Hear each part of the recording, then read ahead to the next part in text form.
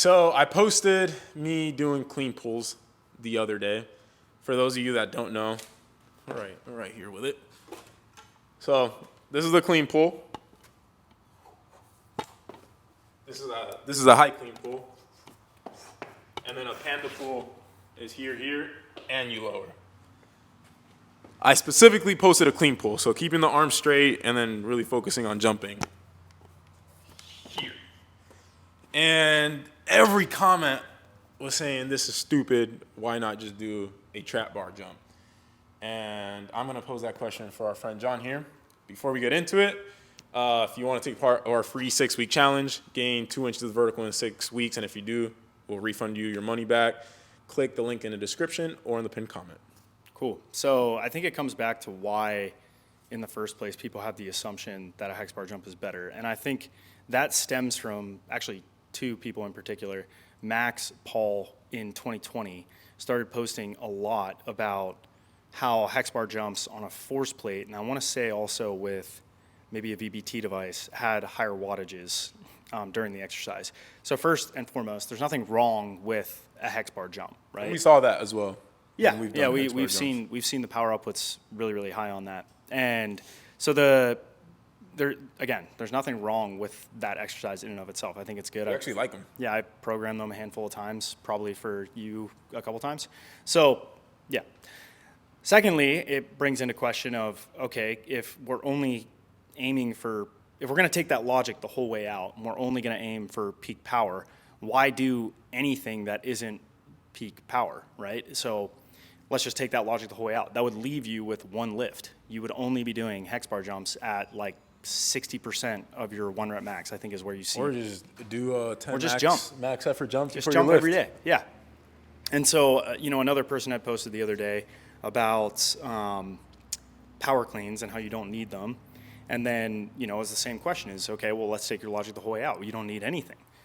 Why not just do jump sessions, right? And so you have to look physiologically. Even though it's logical, it's not always physiological, meaning there are other adaptations that happen from doing different exercises, right? And maybe even just an easy one right away is, okay, the bar is in a slightly different position in a hex bar jump than it is in a clean pull or a power clean or a panda pull. There's going to be a slight difference there. You don't have a double knee bend in a hex bar jump. You don't have the intramuscular coordination that you have to require to do, or that is required to do a proper clean pull or power clean. There's also the benefits of mobility that you get from doing it. We also see that there's crazy outputs in the Olympic lifts. We still see really high outputs. I mean, you could even go as far as say, well, why don't do sprints then? Because sprints aren't going to have the wattages on step 1 or 2 or 3 because you don't have the loads necessary to get the wattages, which is power, so it's weight, distance, and the amount of time that you're doing it in. And I do want to butt in here. When any of us post an exercise, and this is why we like the podcast, you're getting such a small fraction of what we're doing and why we do it. We use hex bar jumps. Power 2 has the Z cycles. Yep. Has hex bar jumps. We do dumbbell, like holding dumbbells at your side and doing power work like that. We touch on all that stuff. And I think when people look at jump training, they see it too black and white. I think when someone thinks of, let's say, signing up for a program, they think, oh, let me sign up for a 3-month program and just repeat it. Or let me find a workout and just do that workout over and over and over and over and over again. Or let me find an exercise, just get really good. There's a lot of dunkers. Or just like drop it into my current workout. Like there's a lot of dunkers that that is their form of training, and I think it's limiting, is they'll choose like 1 or 2 exercises and think, let me PR on these 2 exercises and spam it. Yeah, and then I'll jump higher, but it doesn't work like that. So just keep that in mind when you're looking at a video. You're looking through a straw when you have a whole like beautiful earth, right? You're looking at a straw at like a piece of a flower, when the environment is you have trees and the sidewalk and you have cars zooming by. Like, don't look at things like that. We use everything. So like, that's for me the downside of a hex bar jump, because when we were doing them, it was remember when you were doing the the eccentrically acceleration down. overloaded Yeah. ones? They're crazy. Like I love them. They load my legs like nothing else. But you know what else they load is my PFP, your PFP, tendon. right? And the tendons, like back. Like the question we posed earlier, like it's a good point. Why at that point we used to do this: go in, warm up, do 10 max effort jumps, then I would go lift. But it's not sustainable, right? Yeah. And like something like hex bar jumps, that might be good at the tail end of the year when I'm really robust and feeling healthy. But it's not something we're gonna do every single workout. A clean pull, what I like about them, I can do them 3 times a week, and I'll get stronger on them. My RFD is gonna go up. I'm gonna stay healthy. My power clean is gonna improve as a result.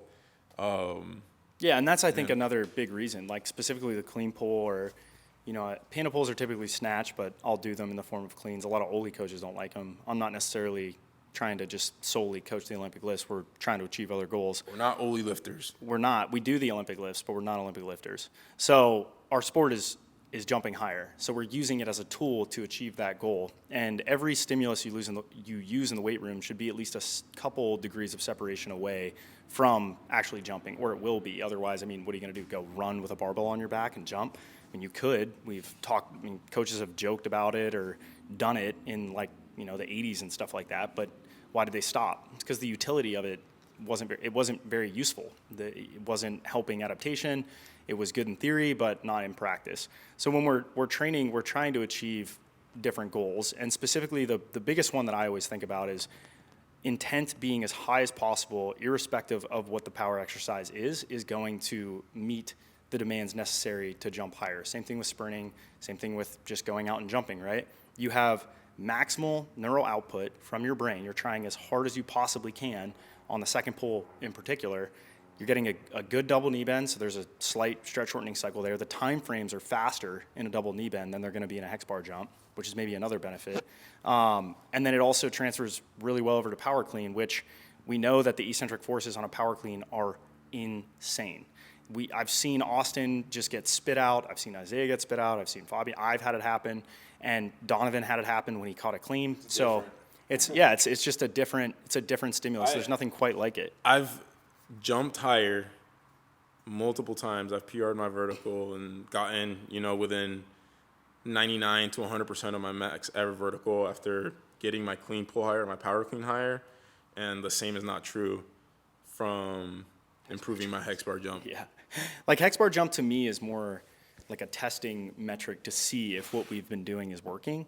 Like that's more so how I view variety it. too. Yeah, variety. It's really good for variety too. You can mix it up, but there's a reason I don't have a hex bar deadlift in the weight room because I'd rather do other things. Do I like it? Yeah, it's fine. But I got a safety bar instead of that. I got a barbell. I got a belt squat instead of that because those to me have higher utility when you're looking at a long-term athletic development based program, right? Even when you look at like a hex bar deadlift, like just squat. Yeah.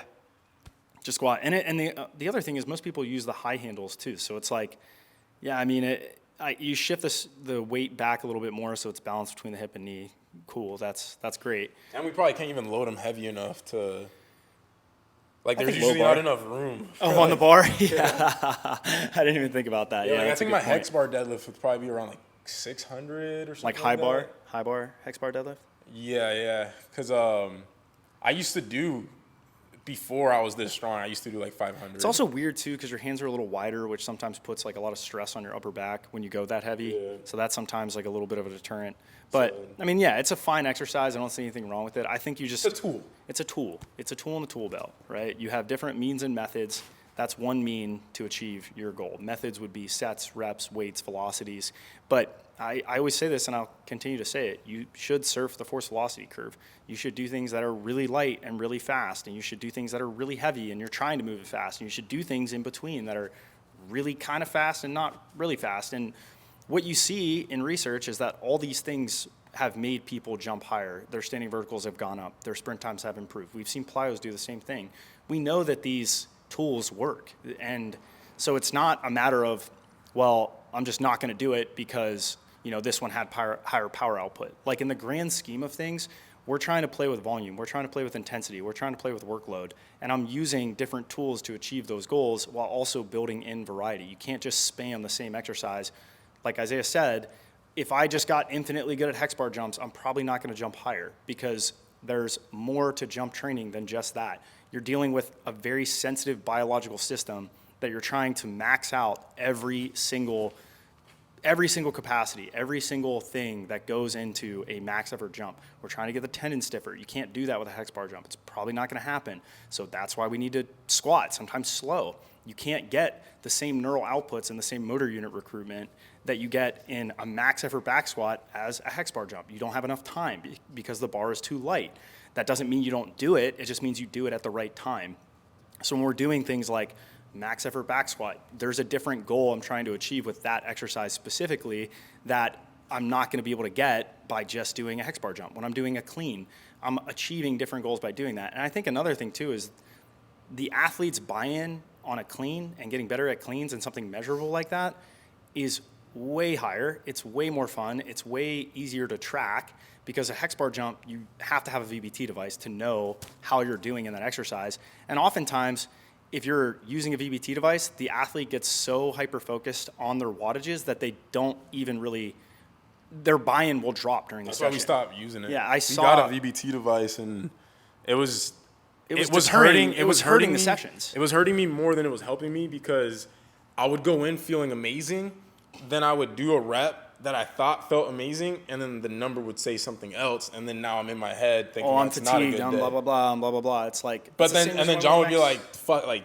screw it, like take that out, and then I have like one of my best like power clean sessions of the year. I think it's just a matter of knowing how to use those tools and understanding what they mean. And the goal with any sort of like high intent activity is you're trying to, as I said, get the nervous system revved up. You're trying to have very high motor control and a ton of activity in the brain, the spinal cord, and then local at the muscle. And then also we're trying to increase the cross-sectional area of type 2 fibers. So that happens when your intent is really, really high. And that's the reason oftentimes I'll want to use the VBT device, or if I personally just want to track where they're at in readiness. But generally, I can tell just from watching the guys. Like, I could go into today's session today, watch Josh warm up, and I knew it wasn't going to be a good day. I could watch you warm up, see a few jumps, see where you're at when you're jumping harder, and see how high your head's getting above the rim, and know where you're at in terms of your readiness. Like, and I also know, because I'm writing the workouts and I know how much volume and workload you've done. So I know that you're coming into the session fatigued, because it's not just one session. It's the last 3 months. What does that look like, right? And then on top of the last 3 months, I'm taking that into account in the back of my mind. In the front of my mind, I'm thinking, okay, that stuff, because it was longer ago, has less of a consequence on today. But the last week, I'm also really looking at and saying, okay, what do we do on Monday? What do we do on Wednesday on those really high neural days? And how did he sleep this week? Did he have other stressors in his life? How are those going to impact the session? He maxed on Wednesday. Okay, if he comes in on Friday, which is today, and he has a great session, I'm really happy with that, because his intensity was maxed out. We know that that's going to fatigue the nervous system quite a bit, and it's going to take a little while to bounce back from. So you can't just isolate one exercise and say, well, this exercise is the key. This exercise is the key. And sometimes we'll post shorts or reels or whatever, maybe to just get views. But in reality, that's just not how it works. You have to look at it systematically. It doesn't sell. That doesn't sell well, but that's reality. You have to take a long-term approach. You have to play with these variables very carefully and pay attention to how the athlete's responding over time, or you as an athlete, how you're responding over time, and understand that you're not always going to jump your highest when you did clean pulls or hex bar jump or whatever. But a part of a big plan, when I back off of those volumes and your intensity goes up and we get to the more specific stuff, you're doing plyos, you're doing sprints, you're backing off in the weight room maybe on the max strength work for a period of time. That's to allow you to jump really high. And now all of a sudden, you thought those clean pulls weren't helping, or those hex bar jumps, or those max effort squats.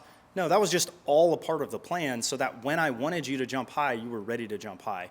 So it's very short-sighted, as he said, to assume that one exercise is better than another. It's not better, it achieves different goals. You can't achieve everything all at one time. That's just not how our body works. If it were that easy, there wouldn't be sports science, we wouldn't have research on it, and we wouldn't have unanswered questions. So yeah, that's kind of my soliloquy. I don't know why I got so passionate about that. Maybe I had too much caffeine today. But if you guys are interested in THB Strength, go to thbstrength.com or click the link in the description for a free, assuming you gain your vertical goes up 2 inches, 6-week challenge. Anything else? No, I think that's it. All right, see you guys.